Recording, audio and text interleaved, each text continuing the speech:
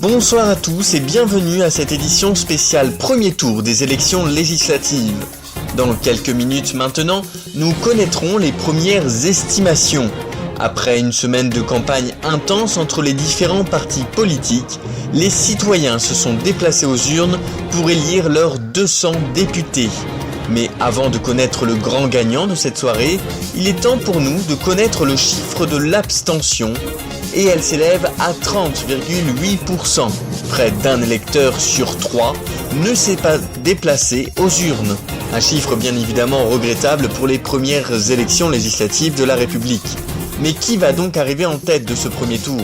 On rappelle que la liste qui arrive première remportera une prime de 50 sièges pour le second tour. Le Parti Socialiste, le Parti Ostarien du Peuple, le Mouvement Libéral Conservateur, le Parti Républicain. Découvrons maintenant les premières estimations de ces élections. Le décompte est lancé. 10, 9, 8, 7, 6, 5... Et selon notre estimation TV2 ISO, c'est le Parti Républicain qui arrive largement en tête. Mathilde Picquevaux remporterait près de 38,5% des suffrages.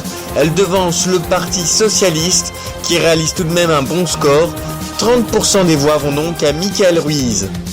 C'est ensuite au coude à coude entre le MLC et le POP.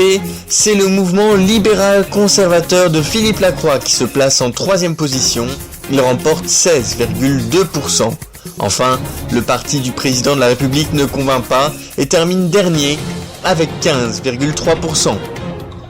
Alors quelle projection au siège au niveau de l'Assemblée nationale ? Avec la prime de 50 sièges, le Parti républicain remporterait la majorité absolue des sièges. Le parti de Mathilde Picquevaux obtiendrait en tout 108 sièges sur les 200 et serait donc en mesure de prendre les rênes du gouvernement seul. Le premier parti d'opposition, le Parti Socialiste, serait quant à lui à 45 sièges. Le mouvement libéral conservateur obtiendrait 24 sièges, tout juste devant les 23 sièges du Parti Ostarien du Peuple. Le rapport de force est donc sans appel. La gauche remporte 45,3% des voix et 68 sièges. La droite est largement en tête avec 54,7% des voix, soit 132 sièges. Alors bien entendu, personne ne passe la barre des 50% et il y aura donc bien un second tour. Une fusion entre le Parti Socialiste et le Parti Ostarien du Peuple semble bien se profiler. Les deux partis n'ont plus rien à perdre et vont donc jouer la carte de l'union pour éviter la désillusion dans les urnes. Ce sera différent à droite, le Parti républicain part largement vainqueur. Avec une majorité absolue à l'Assemblée, le parti de Mathilde Picquevaux n'a véritablement besoin d'aucun allié pour gouverner et il ne devrait donc pas fusionner avec le mouvement libéral conservateur. Philippe Lacroix va donc devoir intensifier sa campagne entre les deux tours s'il veut peser au sein de l'Assemblée nationale.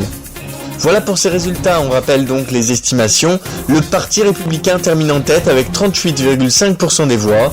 Il devance le Parti socialiste qui obtient 30%. Le mouvement libéral conservateur remporte 16,2%. Enfin, le Parti ostarien du Peuple a convaincu 15,3% des électeurs.